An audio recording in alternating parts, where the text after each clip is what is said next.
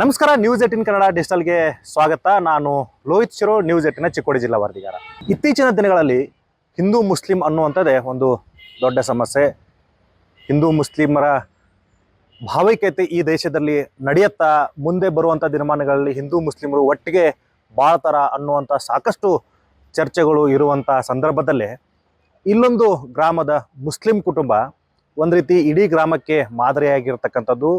ಹಿಂದೂ ಕುಟುಂಬದ ಇಬ್ಬರು ಬಾಲಕರನ್ನ ಸಾಕಿ, ಅದು ಕೂಡ ಒಂದಲ್ಲ ಎರಡಲ್ಲ, ಬರೋಬ್ಬರಿ 20 ವರ್ಷಗಳವರೆಗೂ ಕೂಡ ಅವ್ರನ್ನ ಸಾಕಿ ಸಲುಹಿ ಅವ್ರಿಗೆ ವಿದ್ಯಾಭ್ಯಾಸವನ್ನು ಕೊಟ್ಟು ಅವ್ರನ್ನ ಹಿಂದೂ ಧರ್ಮದ ಪ್ರಕಾರವೇ ಮದುವೆ ಮಾಡಿಸೋದ್ರ ಮೂಲಕ ಒಂದು ರೀತಿ ಗ್ರಾಮದಲ್ಲಿ ಗಮನ ಸೆಳೆದಿದ್ದಾರೆ.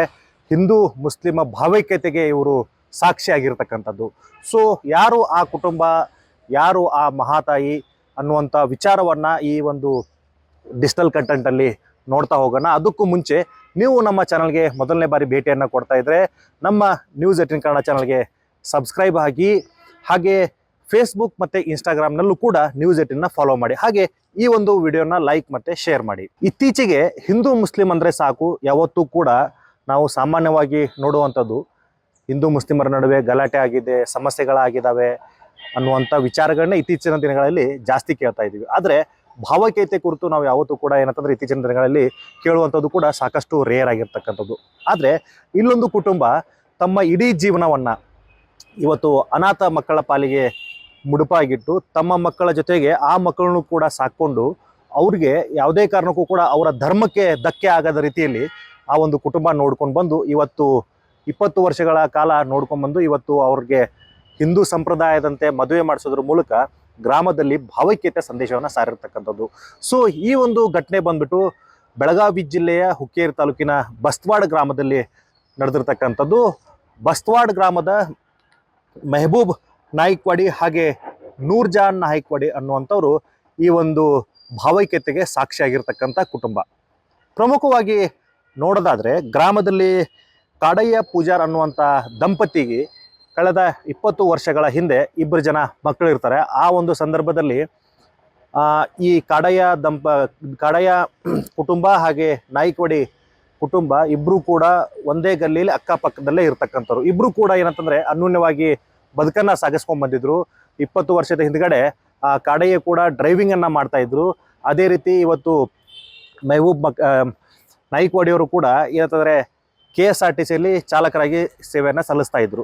ಈಗಲೂ ಕೂಡ ಏನಂತಂದರೆ ಅವರ ಒಂದು ಕುಟುಂಬ ಅವತ್ತಿನಿಂದಲೂ ಕೂಡ ಸಾಕಷ್ಟು ಅವಿನಾಭಾವ ಸಂಬಂಧವನ್ನು ಹೊಂದ್ಕೊಂಡಿದ್ರು. ಇಬ್ಬರು ಕೂಡ ಅಕ್ಕಪಕ್ಕದಲ್ಲೇ ಇದ್ರು. ಇಬ್ಬರು ಕೂಡ ಏನಂತಂದರೆ ಆ 2 ಕುಟುಂಬಗಳಿಗೂ ಒಬ್ಬರನ್ನೊಬ್ಬರು ಬಿಟ್ಟು ಕೂಡ ಇರ್ತಿರಲಿಲ್ಲ. ಅವರ ತಾಯಿ ಕೂಡ ಅವರ ಜೊತೆಗೆ ಅಷ್ಟೊಂದು ಅವಿನಾಭಾವ ಸಂಬಂಧವನ್ನು ಇಟ್ಕೊಂಡಿದ್ರು. ಅವತ್ತಿನಿಂದ ಕೂಡ ಯಾವತ್ತೂ ಕೂಡ ಅವರಿಗೆ ನಾವು ಹಿಂದೂ, ನಾವು ಮುಸ್ಲಿಂ ಅನ್ನುವಂಥ ವಿಚಾರಗಳೇ ಅವ್ರ ತಲೆಗೆ ಬಂದಿರಲಿಲ್ಲ. ಸೊ 20 ವರ್ಷದ ಹಿಂದ್ಗಡೆ ಏನಾಗುತ್ತೆ ಅಂತಂದರೆ ಅನಾರೋಗ್ಯದ ಸಮಸ್ಯೆಯಿಂದಾಗಿ ಕಾಡಯ್ಯ ಅವರು ಸಾವನ್ನಪ್ತಾರೆ. ಆ ಸಾವನ್ನಪ್ಪಿದಂಥ ಸಂದರ್ಭದಲ್ಲಿ ಸಾಕಷ್ಟು ಅವ್ರಿಗೆ ಚಿಂತೆಯನ್ನು ಕೂಡ ಕಾಡಿರುತ್ತೆ ಕಾಡಯ್ಯ ಪೂಜಾರ್ ಅವ್ರಿಗೆ. ಅದೇ ಒಂದು ಕೊರಗಿನಲ್ಲಿ ಅವರು ಸಾವನ್ನಪ್ತಾರೆ. ಅದಾದ ಬಳಿಕ 1 ವರ್ಷದ ಅವಧಿ ಒಳಗಡೆನೆ ಪತಿ ಸಾವನ್ನಪ್ಪಿದ ದುಃಖವನ್ನು ತಾಳಲಾರದೆ ಅವರ ತಾಯಿ ಕೂಡ, ಪತ್ನಿ ಕೂಡ ಏನಂತಂದರೆ ಸಾವನ್ನಪ್ತಾಳೆ. ಸಾವನ್ನಪ್ಪ ಸಂದರ್ಭದಲ್ಲಿ ಅವರಿಗೆ 2 ಜನ ಮಕ್ಕಳಿರ್ತಾರೆ. ಆ ಮಕ್ಕಳು ಯಾರಪ್ಪ ಅಂತಂದರೆ ಸೋಮಶೇಖರ್ ಪೂಜಾರ್ ಹಾಗೂ ವಸಂತ್ ಪೂಜಾರ್ ಅನ್ನುವಂಥವ್ರು. ಅವತ್ತು 20 ವರ್ಷದ ಹಿಂದ್ಗಡೆ ಸೋಮಶೇಖರ್ಗೆ 4 ವರ್ಷ, ವಸಂತ್ಗೆ 2 ವರ್ಷ. ಸಾಕಷ್ಟು ಈ ಕಾಡಯ್ಯ ಪೂಜಾರ್ದ ಕುಟುಂಬಕ್ಕೆ ಸಾಕಷ್ಟು ಬಂಧು ಬಳಗ ಎಲ್ಲರೂ ಕೂಡ ಇರ್ತಾರೆ. ಆದರೆ ಅವತ್ತು ಯಾರೂ ಕೂಡ ಈ ಒಂದು ಪೂಜಾರ್ ಕುಟುಂಬಕ್ಕೆ ಹೆಲ್ಪ್ ಆಗಿ ನಿಂದಿರೋದಿಲ್ಲ. ಎಲ್ಲರೂ ಕೂಡ ದೂರ ಉಳ್ಕೊತಾರೆ. ಮುಂದೆ ನನ್ನ ಮಕ್ಕಳ ಪರಿಸ್ಥಿತಿ ಏನಪ್ಪ ಅನ್ನುವಂಥ ಕೊರಗಿನಲ್ಲೇ ಆ ತಾಯಿ ಕೂಡ ಏನಂತಂದರೆ ಕೊನೆ ಉಸಿರನ್ನು ಹೇಳ್ತಾಳೆ. ಕೊನೆ ಉಸಿರು ಎಳೆಯುವಂಥ ಸಂದರ್ಭದಲ್ಲಿ ಆ ತಾಯಿಗೆ ಸಾಕಷ್ಟು ಏನಂತಂದರೆ ಚಿಂತೆ ಕಾಡತೊಡಗಿರುತ್ತೆ. ನನ್ನ 2 ಜನ ಮಕ್ಕಳಿದ್ದಾರೆ, ಅವರ ಭವಿಷ್ಯ ಏನಾಗಬೇಕು, ಮುಂದೆ ಯಾವ ರೀತಿ ಅವರು ಬೆಳಿಬೇಕು ಅನ್ನೋಂಥ ಸಾಕಷ್ಟು ಏನಂತಂದರೆ ಚಿಂತೆ ಕಾಡುವಂಥ ಸಂದರ್ಭದಲ್ಲಿ ಆ ಒಂದು ಸಂದರ್ಭದಲ್ಲಿ ನೂರ್ಜಾನ್ ನಾಯ್ಕವಾಡಿ ಅವರು, ಮೆಹಬೂಬ್ ನಾಯ್ಕವಾಡಿ ಅವರ ಪತ್ನಿ ನೂರ್ಜಾನ್ ನಾಯ್ಕವಾಡಿ ಅವರು ಆ ಒಂದು ಕಾಡಯ್ಯ ಪೂಜಾರ್ ಕುಟುಂಬಕ್ಕೆ ಒಂದು ಭರವಸೆನ ಕೊಟ್ಟಿರ್ತಾರೆ. ನೀವು ಯಾವುದೇ ಕಾರಣಕ್ಕೂ ಚಿಂತೆಯನ್ನು ಮಾಡಬೇಡಿ, ಇಷ್ಟು ವರ್ಷ ನಾವು ಎಲ್ಲರೂ ಕೂಡ ಕೂಡ್ಕೊಂಡಿದ್ದೀವಿ, ನಮ್ಮ ಮಕ್ಕಳ ಸಂಪೂರ್ಣ ಜವಾಬ್ದಾರಿಯನ್ನು ನಾವು ತಗೊಳ್ತೀವಿ, ನಮ್ಮ ಮಕ್ಕಳ ಜೊತೆನೇ ನಿಮ್ಮ ಮಕ್ಕಳನ್ನ ಸಾಕಿ ಅವ್ರಿಗೆ ಒಂದು ಒಳ್ಳೆಯ ನಾಗರಿಕರನ್ನಾಗಿ ಮಾಡ್ತೀವಿ ಅನ್ನುವಂಥ ಭರವಸೆಯನ್ನು ಕೊಟ್ಟಿರ್ತಾರೆ. ಸೊ ನೋಡಿ ಯಾವ ರೀತಿ ಅವರ ಭರವಸೆ 20 ವರ್ಷಗಳವರೆಗೂ ಕೂಡ ಆ ಒಂದು ಭರವಸೆನ ಯಾವ ರೀತಿ ಇಟ್ಕೊಂಡ್ಬಂದಿದ್ರು, ಯಾವ ರೀತಿ ಅವರು ಇವತ್ತು ಮನುಷ್ಯತ್ವದ ಮುಂದೆ ಧರ್ಮ ಯಾವುದೂ ಲೆಕ್ಕಕ್ಕಿಲ್ಲ ಅನ್ನುವಂಥ ಒಂದು ಮಹತ್ವದಂಥ ಕಾರ್ಯನ ಮಾಡಿದ್ರು ನೋಡೋದಾದರೆ 20 ವರ್ಷಗಳನ್ನು ಕೂಡ ಸೋಮಶೇಖರ್ ಹಾಗೆ ವಸಂತನ ಇವರೇ ತೆಗೆದುಕೊಳ್ತಾರೆ. ಅಕ್ಕಪಕ್ಕದಲ್ಲೇ ಮನೆಯಲ್ಲಿರ್ತಾರೆ. ಇದ್ರೂ ಕೂಡ ಆ 2 ಮಕ್ಕಳನ್ನ ತಮ್ಮ ಮನೆಯಲ್ಲೇ ಇಟ್ಕೊಂಡು ಅವ್ರನ್ನ ಸಾಕ್ತಾರೆ. ಈ ನಾಯ್ಕವಾಡಿ ಕುಟುಂಬಕ್ಕೆ ಏನು ಮಕ್ಕಳಿಲ್ಲ ಅಂತಲ್ಲ, ಇವ್ರಿಗೂ ಕೂಡ 5 ಜನ ಮಕ್ಕಳಿದ್ದಾರೆ. 4 ಜನ ಗಂಡು ಮಕ್ಕಳಿದ್ದಾರೆ, ಒಬ್ಬರು ಹೆಣ್ಮಕ್ಳಿದ್ದಾರೆ. ಆ ಮಕ್ಕಳ ಜೊತೆನೆ ಇವು 2 ಮಕ್ಕಳು ಕೂಡ ನಮ್ಮದೇ ಮಕ್ಕಳು ಅನ್ನೋ ರೀತಿಯಲ್ಲಿ ಅವ್ರಿಗೆ ಯಾವತ್ತೂ ಕೂಡ ತಂದೆ ತಾಯಿಯ ನೆನಪು ಕಾಡಬಾರ್ದು ಅನ್ನೋ ಮಟ್ಟಿಗೆ ಆ ಮಕ್ಕಳನ್ನ ಸಾಕ್ತಾರೆ. ಅವ್ರಿಗೆ ಒಳ್ಳೆ ವಿದ್ಯಾಭ್ಯಾಸವನ್ನ ಕೂಡ ಕೊಡ್ತಾರೆ. ಅವ್ರನ್ನ ಸಾಕಿ ಸಲುವಿ ಈಗ ಸದ್ಯಕ್ಕೆ ಅವರು ಇಬ್ಬರು ಕೂಡ ಏನಂತಂದ್ರೆ ಖಾಸಗಿ ಕಂಪ್ನಿಯಲ್ಲಿ ಒಳ್ಳೆ ಉನ್ನತ ಮಟ್ಟದಲ್ಲಿ ಕೆಲಸವನ್ನು ಕೂಡ ಮಾಡ್ತಾ ಇದ್ದಾರೆ. ಸೊ ಮಕ್ಕಳು ದೊಡ್ಡವರಾಗಿದ್ದಾರೆ, ಅವ್ರಿಗೆ ಮದುವೆ ಮಾಡಬೇಕು ಅನ್ನುವಂಥ ಚಿಂತೆಯಲ್ಲಿ ಇರಬೇಕಾದ್ರೆ ಮೆಹಬೂಬ್ ನಾಯ್ಕವಾಡಿ ಅವರು ಮಕ್ಕಳಿಗೆ ಮದುವೆ ಮಾಡಬೇಕು, ಹೇಗಾದರೂ ಮಾಡಿ ಮಕ್ಕಳು ಮದುವೆ ಮಾಡಿದ್ರೆ ನಮ್ಮ ಜವಾಬ್ದಾರಿ ಕಡಿಮೆ ಆಗುತ್ತೆ, ಮಕ್ಕಳು ಕೂಡ ಏನಂತಂದ್ರೆ ಹೊಸ ಜೀವನಕ್ಕೆ ಸ್ಟಾರ್ಟ್ ಮಾಡ್ತಾರೆ ಅನ್ನುವಂಥ ವಿಚಾರವನ್ನು ಇಟ್ಕೊಂಡು ಸಾಕಷ್ಟು ಕಡೆಗಳಲ್ಲಿ ಹೆಣ್ಣನ್ನು ನೋಡ್ತಾರೆ. ಹೆಣ್ಣು ನೋಡಿದಂಥ ಸಂದರ್ಭದಲ್ಲಿ ಒಂದಷ್ಟು ಸಮಸ್ಯೆಗಳು ಕೂಡ ಅವರಿಗೆ ಬರುತ್ತೆ.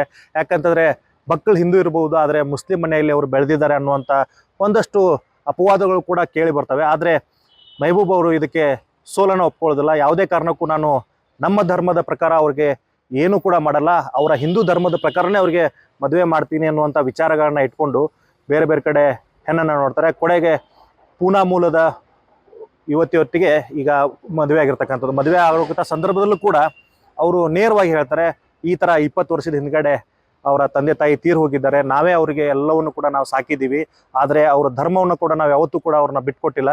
ಸೊ ಹಾಗಾಗಿ ಈ ರೀತಿ ಇದೆ, ನೀವು ಮುಂದೆ ತಕರಾರು ತೆಗೆದಿಲ್ಲ ಅಂತಂದರೆ ನಾವು ಅವ್ರಿಗೆ ಮದುವೆ ಮಾಡಿಕೊಡ್ತೀವಿ ಅನ್ನುವಂಥ ಮಾತನ್ನು ಹೇಳಿದಾಗ ಅವರು ಕೂಡ ಏನಂತಂದರೆ ಪೂಜಾ ಅವರು ಕೂಡ ಆ ಮದುವೆಗೆ ಒಪ್ಕೊಳ್ತಾರೆ. ಇಬ್ಬರು ಕೂಡ ಏನಂತಂದರೆ ಈಗ ಮದುವೆ ಆಗಿರ್ತಕ್ಕಂಥದ್ದು. ಸೊ ಇಲ್ಲಿ ವಿಶೇಷತೆ ಏನಪ್ಪ ಅಂತಂದರೆ ಮದುವೆ ಕೂಡ ಏನಂತಂದರೆ ಹಿಂದೂ ಸಂಪ್ರದಾಯದಂತನೇ ಮದುವೆ ಆಗಿದೆ. ಗ್ರಾಮದ ಲಕ್ಷ್ಮೀ ದೇವಸ್ಥಾನದಲ್ಲಿ ಈ ಒಂದು ಮದುವೆ ನಡೆದಿರ್ತಕ್ಕಂಥದ್ದು. ಇಡೀ ಹಿಂದೂ ಸಂಪ್ರದಾಯದಂತೆ ಅಕ್ಷತೆಯನ್ನು ಹಾಕಿದ್ದಾರೆ, ಎಲ್ಲವೂ ಕೂಡ ಹಿಂದೂ ಸಂಪ್ರದಾಯದಂತೆ ಮಾಡಿದ್ದಾರೆ. ಇಲ್ಲಿ ಧಾರೆ ಅಂದರೆ ಮಕ್ಕಳನ್ನ ಮದುವೆ ಮಾಡಿಸೋ ಜವಾಬ್ದಾರಿನ ಹೊತ್ತಿರ್ತಕ್ಕಂಥ ಮುಸ್ಲಿಂ ಕುಟುಂಬ ಆ ಇಡೀ ಮದುವೆ ಜವಾಬ್ದಾರಿನ ಇಲ್ಲಿ ತಗೊಂಡಿತ್ತು. ತಾವೇ ಮುಂದೆ ನಿಂತು ಹಿಂದೂ ಸಂಪ್ರದಾಯದಲ್ಲಿ ಏನೆಲ್ಲ ಮಾಡಬೇಕು, ಆ ಗ್ರಾಮದ ಜನರನ್ನ ಕರೆಸಿ, ಗ್ರಾಮದ ಅವ್ರ ಅಕ್ಕಪಕ್ಕ ಮನೆಯವ್ರನ್ನೆಲ್ಲ ಕರೆಸಿ ಹಿಂದೂ ಸಂಪ್ರದಾಯದಂತೆ ಏನೇನು ಮಾಡಬೇಕು, ತಾವು ಕೂಡ ಆ ಒಂದು ಕಾರ್ಯಗಳಲ್ಲಿ ಭಾಗಿಯಾಗಿ ಹಿಂದೂ ಸಂಪ್ರದಾಯದಂತೆ ಇವತ್ತು ಆ ಸೋಮಶೇಖರ್ ಅವ್ರಿಗೆ ಮದುವೆ ಮಾಡಿಸೋದ್ರ ಮೂಲಕ ಒಂದು ರೀತಿ ಸಾಮರಸ್ಯವನ್ನು ಸಾರಿದ್ದಾರೆ ಅಂತ ಹೇಳ್ಬೋದು. ಸೊ ಈ ವಿಚಾರವಾಗಿ ಆ ಮಹಾತಾಯಿ ಅವರು ಮಾತನಾಡಿರ್ತಕ್ಕಂಥದ್ದು. ಸೊ ಏನೆಲ್ಲ ಮಾತನಾಡಿದ್ದಾರೆ, ಇಬ್ರು ಕೂಡ ಮಾತನಾಡಿದ್ದಾರೆ, ಸೋಮಶೇಖರ್ ಅವರು ಕೂಡ ಮಾತನಾಡಿದ್ದಾರೆ, ಆ ಮಹಾತಾಯಿ ಕೂಡ ಮಾತನಾಡಿದ್ದಾರೆ. ಸೊ ಏನು ಮಾತನಾಡಿದ್ದಾರೆ ಬನ್ನಿ ನೋಡೋಣ. ನಾವು ಮೊದಲಾಗಿಂತ ನೋಡ್ತಿದ್ವಿ, ಅವ್ರು ತೀರ್ಕೊಂಡ ಮೇಲೆ ರೀ ಮಕ್ಕಳು ಚಿಕ್ಕವ್ರದಾರ ಅಂತೇಳಿ ಇವು ದೊಡ್ಡ ಮನೆ ಆಗ್ತೈತಿ. ಆ ಕಡೆನ ಅವ್ರ ಅವರು ತೀರ್ಕೊಂಡ ಮೇಲೆ ಮೊದಲು ಅವ್ರ ಪಪ್ಪಾರು ತೀರ್ಕೊಂಡ್ರು ರೀ. ಆಮೇಲೆ ಒಂದು ಸ್ವಲ್ಪ ದಿವಸ ಆದಮೇಲೆ ಅವ್ರ ಮಮ್ಮಿ ಅವ್ರು ತೀರ್ಕೊಂಡ್ರು, ಮಾನಸಿಕ ಮಾಡಿ ತೀರ್ಕೊಂಡ್ರು, ಮತ್ತೇನು ಇರಾಕಿಲ್ಲ ರೀ. ಹಾಂ, ಅವ್ರ ಮಮ್ಮಿ ಅವ್ರು ಏನಂದ್ರು, ಅವ್ರ ಪಪ್ಪಾರು ಚೆನ್ನಕ್ಕೆ ದವಾಖಾನೆಗೆ ತೀರ್ಕೊಂಡ್ರು ರೀ, ಆರಾಮ ಇರಾಕಿಲ್ಲ ರೀ. ಆಮೇಲೆ ಅವ್ರ ಮಮ್ಮಿ ಅವರು ಒಂದು ಸ್ವಲ್ಪ ದಿವಸ ಕಸಾರಿ ಬಂದಂಗೆ ಹಾಗಾಗಿ ಮಾನಸಿಕ ಮಾಡ್ಕೊಂಡ್ರು ರೀ. ನಾವು ನಮ್ಮ ಮಕ್ಕಳು ಅಂತ ತಿಳಿದು ನಾವು ನೋಡಾಕತ್ತೀವಿ ರೀ. ನಮ್ಮ ಮಕ್ಕಳು ರೀ 5 ಮಂದಿ ಮಕ್ಕಳು ರೀ, ಇವು 2 ಮಕ್ಕಳು ರೀ, 7 ಜನ ಮಕ್ಕಳು ನಂದ ಮಕ್ಕಳು ಅಂತ ತಿಳಿದು ನಾವು ನೋಡಾಕತ್ತೀವಿ ರೀ. ಎಲ್ಲ ಅವ್ರದ್ದು ಹಬ್ಬ ಇತ್ತಂದ್ರೆ ರೀ ನಾವು ಬ್ಯಾಳಿಗೆ ಹಾಕ್ತೀವಿ ರೀ, ಅವ್ರ ಹಬ್ಬ ಆಚರಿಸ್ತೀವಿ ರೀ. ಇಲ್ಲೆಲ್ಲ ಬಂದು ಇಲ್ಲೇನು ಅಡುಗೆ ಮಾಡಲ್ಲ ರೀ, ಅಲ್ಲೇ ಮಾಡಿ ಇಲ್ಲೇ ಇದನ್ನು ಮಾಡ್ತೀವಿ ರೀ. ಗಣಪತಿದು ಏನಾರ ಇತ್ತಂದ್ರೆ ಯಪ್ಪ ನಿಮ್ಮ ಮನೆಗೆ ಇಷ್ಟ ಏನಾರ ಸ್ವೀಟ್ ತಂದು ಗಣಪತಿಗೆ ನೈವೇದ್ಯ ಹಿಡೀರಿ ಅಂತ ಹೇಳ್ತೇವೆ ರೀ. ಅದೆಲ್ಲ ಗಣಪತಿ ತಗೊಳ್ಳೋದು ಮಾಡೋದು ನಾವೇ ಮಾಡ್ತೀವಿ ರೀ. ದೀಪಾವಳಿ ಮಾಡೋದ್ರಿ ಮಕ್ಕಳೆಲ್ಲರೂ ಕೂಡಿ ಅದು ಎಲ್ಲ ಮಾಡ್ತಾರೆ. ಹೆಣ್ಣು ಅದು ಏನಾಯ್ತು ರೀ, 4 ಜನ ಒಂದು ಹೆಣ್ಣು ಐತೆ ಅಂತೇಳಿ ಹೇಳಿಟ್ಟಿದ್ದೀನಿ ರೀ ಎಲ್ಲರಿಗೂ. ಐತಿ ಬಂದು ಹೋಗ್ರಿ ಅಂತ ಹೇಳಿದರು. ಅಂದರೆ ನಮ್ಮ ಮುಸ್ಲಿಮ್ದೊಳಗೆ ಮಕ್ಕಳು ಬೆಳೆದವ್ರಿ, ಮತ್ತು ನಿಮ್ಮದು ಕೊಡೋದು ಇಷ್ಟ ಇದ್ದರೆ ಎಲ್ಲ ಹೇಳ್ರಿ ಅಂತ ಹೇಳಿದೀವಿ ರೀ. ನನ್ನ ಇರಲಿ ಬಂದು ಹೋಗ್ರಿ ಅಂತ ಅವರು ಹೇಳಿದ್ರು ರೀ. ಬಂತು ರೀ ನಾವು ಏನು ಹೇಳಿದೀವಿ ರೀ, ನಮಗೆ ಹುಡುಗಿಗೆ ಮನಸ್ಸಿಗೆ ಬಂದಿತ್ತು ರೀ, ನಿಮಗೆ ಹೇಗಿದೆ ಅಂತ ಕೇಳಿದೀವಿ ರೀ. ಅಂತಲೇ ನಾವು ನಿಮ್ಮ ಮನೆ ತನ 4 ಜನ ಬಂದು ನೋಡ್ಕೊಂಡು ಹೋಗ್ತೀವಿ ರೀ, ಆಮೇಲೆ ಪಂದರಿಗೆಲ್ಲ ಇದು ಮಾಡೋಣ ಅಂತ ಹೇಳಿದ್ರು ರೀ. 5 ಟೈಮ್ದಾಗ ರೀ ಫಸ್ಟ್ಗೆ ಯಾದಿ ಬರೋದ್ರಿ, ಎಲ್ಲ ಮದುವೆ ಬರೋದ್ರಿ, ಬಸ್ಟಿಗೆ ಹಾಕಿದ್ರಿ.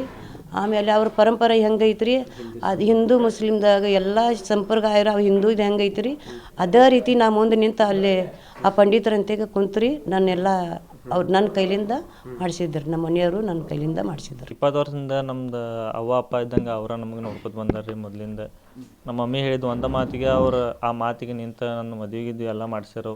ನಮ್ದು ಸ್ಕೂಲ ಕಾಲೇಜ್ ಆಗಲಿ ಎಲ್ಲ ಅವರ ಮುಂದೆ ಇದು ಮಾಡ್ಯಾರು. ಮೊದಲಿಂದನೂ ನಾವು ಅವರು ಅವ್ವ ಅಪ್ಪ ಅಂತಲೇ ಅಂದ್ಕೊಂಡಿವಿ. ನಮ್ಗೆ ಅವ್ವ ಅಪ್ಪ ಇಲ್ಲ ಅಂತ ಅವ್ರು ಏನೂ ನೆನಪು ಬರೋ ಹಂಗೆ ಮಾಡಿಲ್ಲ. ಮುಂದೆನೂ ಎಲ್ಲ ಹಂಗೆ ಇರ್ತಾರಂತ ನಾವು ಇದು ಮಾಡ್ಕೊಂಡಿವಿ. ಅವರು ನಂಗೆಲ್ಲ ಭರವಸೆ ಕೊಟ್ಟರು. ಎಷ್ಟು ವರ್ಷ ಆಯ್ತು ಪಪ್ಪ ಮಮ್ಮಿ ತಿರ್ಕೊಂಡು 20 ವರ್ಷ ಆಯ್ತು ರೀ. 20 ವರ್ಷದಿಂದ ಅವರ ನಮಗೆಲ್ಲ ನೋಡ್ಕೊಂಡು ಊಟ ಗೀಟ ಎಲ್ಲ ಅಲ್ಲೇ ಮಾಡ್ತಾರೆ. ಎಲ್ಲ ವ್ಯವಸ್ಥೆ ಅವರೇ ಮಾಡ್ತಾರೆ ರೀ. ಈಗ ಮೊನ್ನೆ ಮದುವೆ ಬೇರೆ ಮಾಡಿಸಿದ್ರು. ಮದುವೆ ಎಲ್ಲ ನಮ್ದು ಹಿಂದೂ ಸಂಪ್ರದಾಯ ಹೆಂಗೈತ್ರಿ ಎಲ್ಲ ಅವರ ಮುಂದೆ ನಿಂತು ಹಂಗೆ ಮಾಡ್ಸ್ಯಾರು. ಏನೂ ತೊಂದರೆ ಬರಬಾರ್ದಂಗೆ ಎಲ್ಲ ನಮ್ಮ ಅಣ್ಣಗಳು ಅವರೆಲ್ಲ ಅವರ ಓಡಾಡಿ ಎಲ್ಲ ಮಾಡ್ಸ್ಯಾರ. ಹಿಂದೂ ಮುಸ್ಲಿಂ ಅಂತ ಏನು ಇದ್ರೊಳಗೆ ಆಡಾತಿದ್ರಿ ಭೇದ ಭಾವ ಇಲ್ದ ಅವರೆಲ್ಲ ನಮ್ಗೆ ಹಂಗೆ ನಮ್ಮದು ಸಂಪ್ರದಾಯ ಹೆಂಗೈತಿ ಅವ್ರ ಸಂಪ್ರದಾಯ ಹೆಂಗೈತಿ ಎಲ್ಲ ನಮ್ಗೆ ಇದು ಮಾಡಿಕೊಟ್ರ. ಅವರೇ ಎಂತಾಗದ ನಮ್ಗೆ ಎಲ್ಲ ಮದುವೆ ಮಾಡಿ ಹುಡುಗಿದ ತನ್ನೋಡಿ ಅಂತಾರೆ ಮಹಾರಾಷ್ಟ್ರ. ಸೊ ಇದು ಸಾಕಷ್ಟು ಏನಂತಂದರೆ ಸೋಮಶೇಖರ್ ಅವರು ಭಾವುಕರಾಗಿ ಸಾಕಷ್ಟು ಹೇಳ್ತಾ ಇದ್ರು. ನಾವು ಯಾವತ್ತೂ ಕೂಡ ನಮಗೆ ತಂದೆ ತಾಯಿಯ ಕಡಿಮೆ ಇಲ್ಲ ಅನ್ನುವಂಥ ವಿಚಾರ ನಮ್ಮ ತಲೆಗೆ ಬಂದಿಲ್ಲ. ಇವರೇ ನಮ್ಮ ತಂದೆ ತಾಯಿ. ಸೊ ಇವರೇ ನಮಗೆ ಎಲ್ಲ ಕೂಡ ಬಂಧು ಬಳಗ ಆಗಿದ್ದಾರೆ. ಸೊ ಹಾಗಾಗಿ ಅವ್ರ ಜೊತೆಗೇನೆ ನಾವು ಇರ್ತೀವಿ, ಮುಂದೆಯೂ ಕೂಡ ಅವ್ರ ಜೊತೆಗೆ ನಾವು ಇರ್ತೀವಿ ಅನ್ನುವಂಥ ಮಾತನ್ನು ಹೇಳ್ತಿರ್ತಕ್ಕಂಥದ್ದು. ಸೊ ಒಟ್ಟಿನಲ್ಲಿ ಇಡೀ ಒಂದು ಕಥೆಯನ್ನು ನಾವು ನೋಡೋದಾದರೆ, ಇಡೀ ಒಂದು ಪ್ರಕರಣವನ್ನು ನಾವು ನೋಡೋದಾದರೆ, ಇತ್ತೀಚಿನ ದಿನಗಳಲ್ಲಿ ಸಾಕಷ್ಟು ಏನಂತಂದರೆ ಬೇರೆ ಬೇರೆ ವಿಚಾರಗಳಿಂದಲೇ ಇವತ್ತು ಸಮಾಜ ಸಾಕಷ್ಟು ದಿಕ್ಕನ್ನು ತಪ್ತಾ ಇದೆ. ಸೊ ಹಿಂದೂ ಮುಸ್ಲಿಮರು ಒಟ್ಟಿಗೆ ಬಾಳೋದಕ್ಕೆ ಸಾಧ್ಯ ಇದೆಯಾ ಅನ್ನೋ ಮಟ್ಟಿಗೆ ಇವತ್ತು ಚರ್ಚೆಗಳು ನಡೆಯುವಂಥ ಸಂದರ್ಭದಲ್ಲಿ ಈ ಒಂದು ನಾಯಕವಾಡಿ ಕುಟುಂಬ ಮಾಡಿರ್ತಕ್ಕಂಥದ್ದು ನಿಜಕ್ಕೂ ಒಂದು ರೀತಿ ಸಾಮರಸ್ಯಕ್ಕೆ ಇವರೇ ಉದಾಹರಣೆ ಅನ್ನೋಂಥ ಒಂದು ಮಹತ್ತರವಾದಂಥ ಕಾರ್ಯವನ್ನು ಮಾಡಿರ್ತಕ್ಕಂಥದ್ದು. ಸೊ ಈ ಒಂದು ನಾಯಕವಾಡಿ ಕುಟುಂಬ ಮಾಡಿರ್ತಕ್ಕಂಥ ಕಾರ್ಯ ಇಡೀ ಸಮಾಜಕ್ಕೆ ಸ್ಫೂರ್ತಿ ಆಗಲಿ ಅನ್ನುವಂಥದ್ದೇ ನಮ್ಮ ಆಶಯ ಕೂಡ. ಸೊ ಇದಾಗಿತ್ತು ಇವತ್ತಿನ ವಿಶೇಷ. ನೋಡ್ತಾ ಇರಿ ನ್ಯೂಸ್ 18. ನಿರ್ಭೀತ, ನಿಷ್ಪಕ್ಷಪಾತ, ವಿಶ್ವಾಸಾರ್ಹ ಸುದ್ದಿಗಳಿಗೆ ಮತ್ತೊಂದು ಹೆಸರಾಗಿರುವ ನ್ಯೂಸ್ 18 ಕನ್ನಡ ಈಗ ಆಪ್ನಲ್ಲೂ ಲಭ್ಯವಿದೆ. ದಯವಿಟ್ಟು ಇಲ್ಲಿರುವ QR ಕೋಡ್ ಸ್ಕ್ಯಾನ್ ಮಾಡಿಕೊಂಡು ಆಪ್ ಡೌನ್ಲೋಡ್ ಮಾಡೋದನ್ನ ಮರಿಬೇಡಿ. ನಿಮ್ಮ ಬೆಂಬಲ ಹೀಗೆ ಸದಾ ನಮ್ಮೊಂದಿಗಿರಲಿ. ಧನ್ಯವಾದ.